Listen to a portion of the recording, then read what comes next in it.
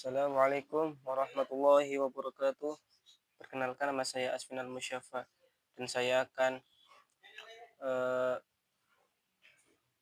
menceritakan tentang upaya-upaya Rasulullah di kota Madinah Al-Munawwarah. Ketika Nabi telah menetap di Madinah Al-Munawwarah, mulailah beliau mengatur urusan-urusan agama dan dunia mereka. Di samping dakwah, beliau mengajak menuju Allah tetap berjalan. Pembangunan Masjid Nabawi.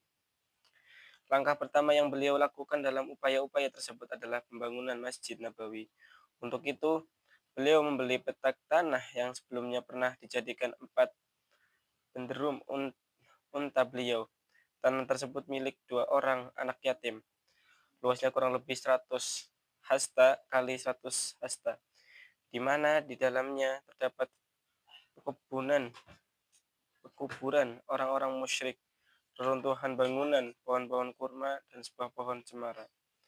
Maka digalilah kubur-kubur tersebut, diratakan reruntuhan bangunan yang ada, serta ditebanglah pohon-pohon cemara dan kurmanya.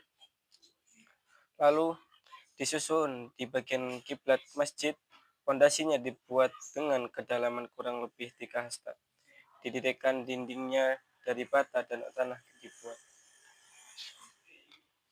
dibuat kusen, pintunya dari batu-batu, atapnya dari pelepah kurma, dan tiangnya dari batang kurma. Lantainya dilapisi pasir dan kerikil. Dijadikan masjid itu memiliki 3 pintu. Kiblatnya berada di sebelah utara menghadap ke Baitul Maqdis. Rasulullah ikut pula sebelah utara menghadap Baitul Maqdis. Rasulullah ikut pula memikul batu dan bata-bata itu bersama para sahabat Muhajirin dan Ansor.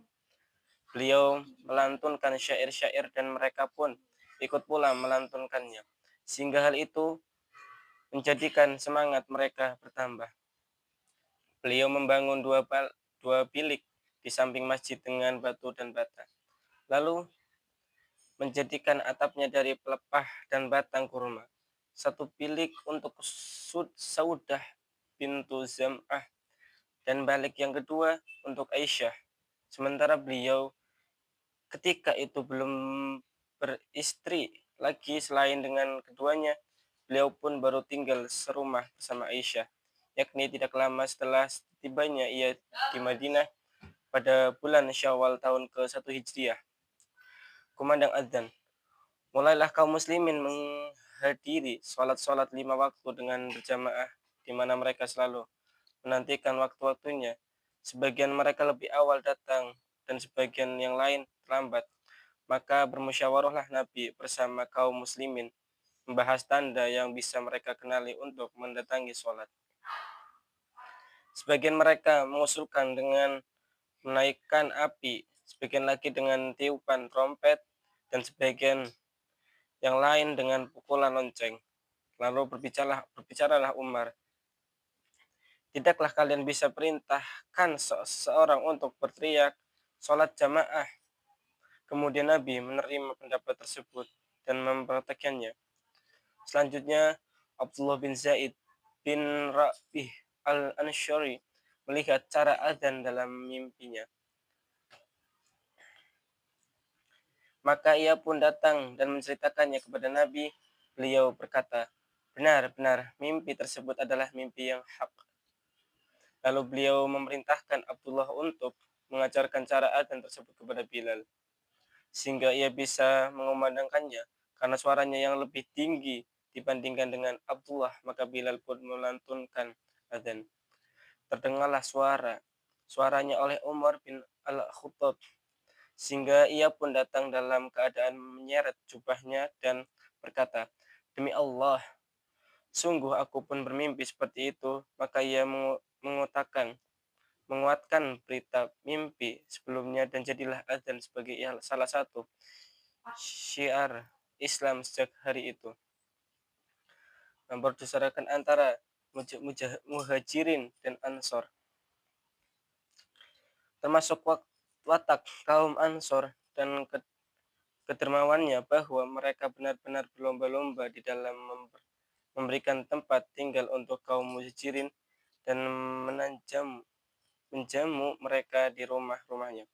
Mereka kaum Ansor itu sebagaimana disebutkan oleh Allah Ta'ala dalam firman-Nya, "Walladzi tabawwa'ud dara wal imana min qablihim yuhibbuna man hajara ilaihim wa la yajiduna fi sudurihim hajatan mimma utu wa yu'thiruna ala anfusihim walau kana bihim hasasatun."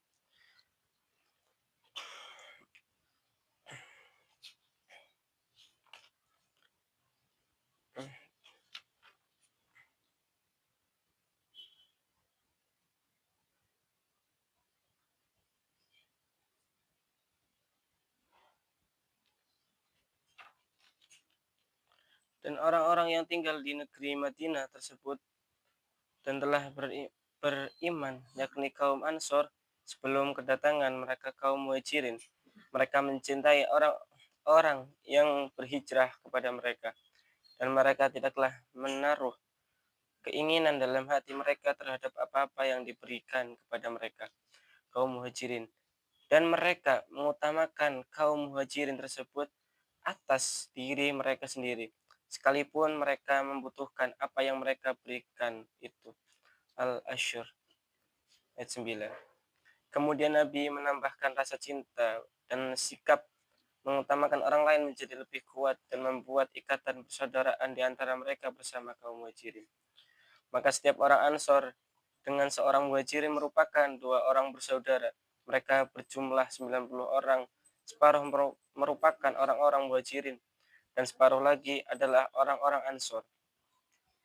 Persaudaraan di antara mereka atas dasar ikatan kerukunan, tolong-menolong, dan mereka bisa saling mewarisi di antara mereka setelah meninggal dunia. Di samping pula bagi yang memiliki ikatan keturunan, akan tapi kemudian dihapuslah hukum saling mewarisi dan tinggallah hukum bagi ikatan persaudaraan mereka. Ikatan tersebut dilakukan di rumah milik Anas bin Malik, termasuk dari sifat kecintaan yang dimiliki kaum Ansor terhadap saudara-saudara mereka dari kalangan Muhajirin adalah tindakan mereka menawarkan pohon-pohon kurma. Pohon-pohon kurma yang mereka miliki kepada Nabi agar beliau membagi-bagikannya di antara mereka dan saudara-saudara mereka dari kaum Muhajirin. Namun beliau menolaknya. Mereka pun berkata,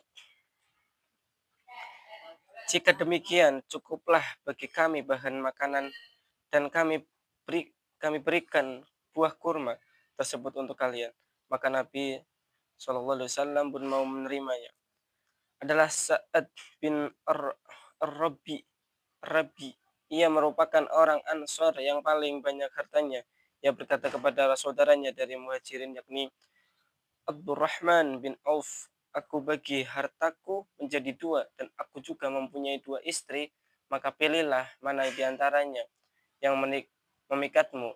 Katakanlah kepadaku, aku akan menceraikannya, dan jika ia telah selesai masa idahnya, maka engkau bisa menikahinya." Abdurrahman pun menolaknya secara halus dengan berkata, "Semoga Allah memberikan keberkahan kepada keluarga dan hartamu." Lalu ia bertanya, "Di manakah letak pasar kalian?" Mereka lalu menunjukkan kepadanya letak pasar Bani Qainuqa. Maka tidaklah Abdurrahman berhenti, melainkan setelah ia mendapatkan keuntungan dari menjual keju dan minyak, dan itu diperolehnya setelah beberapa hari, sehingga ia memperoleh cukup dana dan bisa menikahi seorang wanita Ansor. Sekian dari saya. Mohon maafnya kalau ada salah cakap atau penjelasan tentang Zirah Nabawiyah ini. Wassalamualaikum warahmatullahi wabarakatuh.